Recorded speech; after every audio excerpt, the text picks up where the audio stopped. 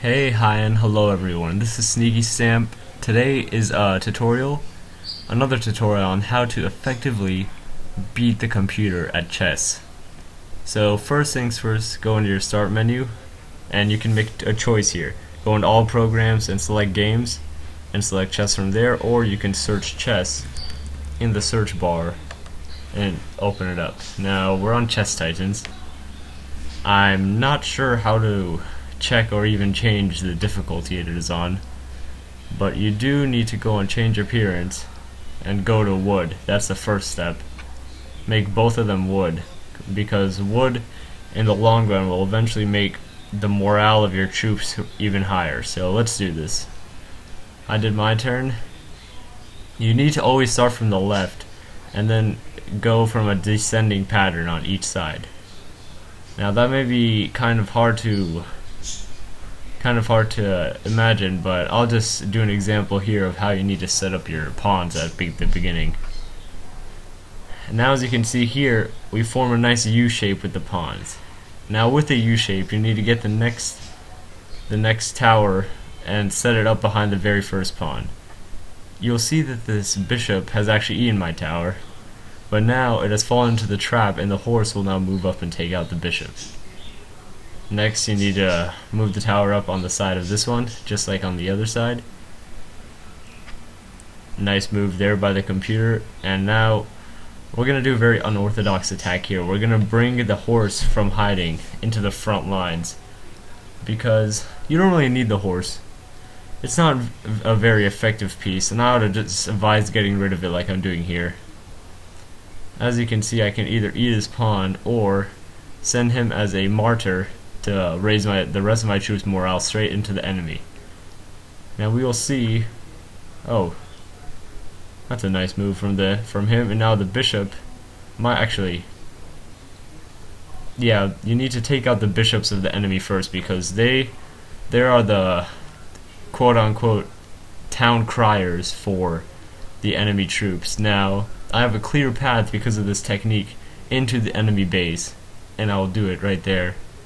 You see my bishop is already far behind enemy lines, but it was sacrificed. This is all going according to plan. Now, since the tower spot is vacant here, I need to move the bishop to go behind the lead pawn in the U formation. He took out my bishop, which is good. Now I need to go on the offensive and move my horse all the way up here. The computer is probably going to...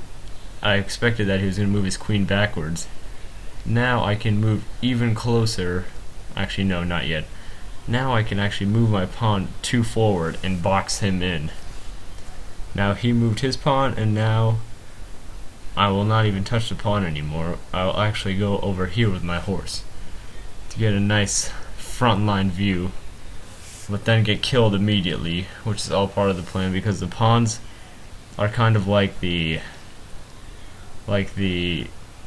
soldiers that are already on a death sentence for the army, which is good. You need suicidal soldiers in any army. Now we're going to do kind of an unorthodox move right here. We're going to actually sacrifice the queen's safety next to the king and actually take out a lowly pawn of the enemy, just to lower morale and show that the queen on our side has no regard for her own life. Now the enemy's queen is actually moving up through the ranks, probably trying to take out the king. But the king will show his belief in my army and not even move. Now this queen will actually move all the way up here and a checkmate, but the checkmate is quickly gone because of his tower. Now the king will be filled with seething rage and actually move upwards into the trifecta of pawns. Now he has me in a checkmate, but I don't really care, because the king has no regard for his life. He only cares about the pawns. Because if you actually count, I have actually lost the least pawns out of my entire army, which was the goal from the beginning of this video. Now the pawn that I actually put in a line diamond U formation will actually move up to escort the king. Now the king will step to the right a little and basically just follow the lead pawn into battle. He has another checkmate, but I don't really care. I'm going straight for the king on king assassination. Actually, I can't do that now because if I move forward, that pawn will strike. And as you guys can see, I have lost this battle, but before I started recording, I actually gave the computer an advantage because we did an under the table deal that I would let him win in this video. So yeah, just do those tactics whenever you're actually in a chess match against a computer, a friend, or your dog, and you'll probably win. You won't probably win, you will win. So thanks for watching, guys. Yeah!